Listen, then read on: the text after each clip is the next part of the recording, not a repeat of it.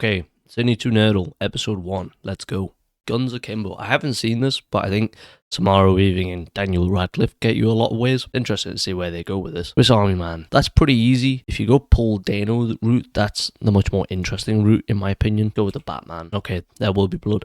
That's obviously what you're expecting. I'm going to test their Daniel Day-Lewis knowledge. Let's see if we can trap them in My Beautiful Laundrette. And then I would go to see if they know their recent films. Let's go Anemone. See if they know who's in it. Of course, the director, this is his first feature, so you can't get anything from him. But Sean Bean is also in this. I believe Samantha Morton is also in this. I would go, because it's harder to get out of Punch Drunk Love. Oh, it's not Samantha Morton. I don't know who the woman is then.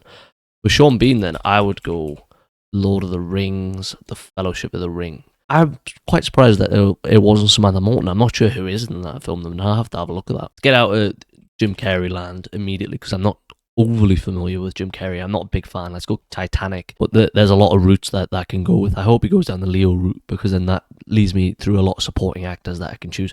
Okay, one battle after another. I could trap him in scary movies, go the Tiana Taylor route, the Sean Penn route. I go Milk, take a risk with that. Milk, one of those films that I've heard a lot about. I've heard a lot of people recommend it, but I've never seen it. I've never got around to it. Last Time's at Ridgemont High.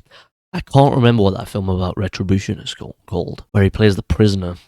I have watched it. I watched it as part of ethics class. Let's go with the gunman, because I don't think he knows Sean Penn. If he's going Fast Times at Ridgemont High, I think that's a very easy one to go with.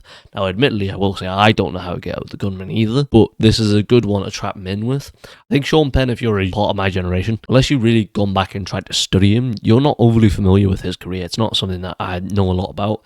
Idris Elba, though, I didn't know he was in that. I didn't know he was in Sonic the Hedgehog 3 either. Let's go with The Mask. I'm not confident, but I don't want to get trapped in Idris Elba. Or Cameron Diaz. I Love You, Man. Let's try and get him in that.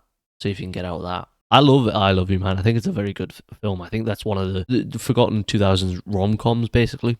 I think is of a high caliber, and I think deserves a lot of praise that it doesn't really get, unfortunately, these days. Ant-Man and the Wasp kind of standard. That's what you would expect.